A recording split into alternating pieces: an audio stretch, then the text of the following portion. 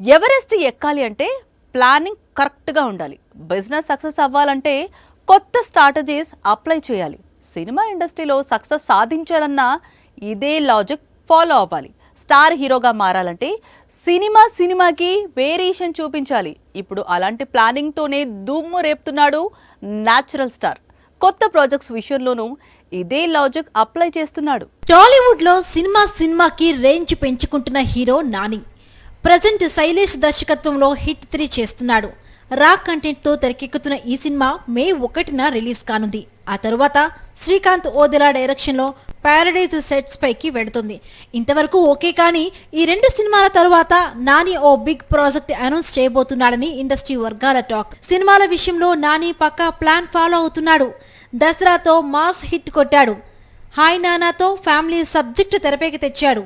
ఈ 2 హిట్ అవ్వడంతో వివేక్ డైరెక్షన్ లో సరిపోదా శనివారం అనే యాక్షన్ మూవీ చేశాడు. అంటే 2 మాస్ సినిమాల తరువాత ఓ క్లాస్ మూవీ ఉండేలా డిజైన్ చేసుకుంటున్నాడు. నాని చేతిలో ప్రెజెంట్ ఉన్న 2 సినిమాలు మాస్ కథలే. అందుకే నెక్స్ట్ ప్రాజెక్ట్ కోసం శేఖర్ కమ్ములాని బరిలోకి దింపుతున్నాడట. ఇప్పటికే ఇద్దరి మధ్య చర్చలు ఓ కొలిక్కి వచ్చినట్లు తెలుస్తోంది. ఫ్యామిలీ జోనర్ లో సాగే పాన్ ఇండియా కథ అని ఇండస్ట్రీ వర్గాల టాక్. కుబేరా రిలీజ్ తరువాత ఈ ప్రాజెక్ట్ వర్క్ స్టార్ట్ చేస్తాడట శేఖర్ కమ్ముల. మరి ఇదే నిజమైతే Nani Kammula movie national wide గా భారీ ఇంపాక్ట్ క్రియేట్ చేసే అవకాశం ఉంది.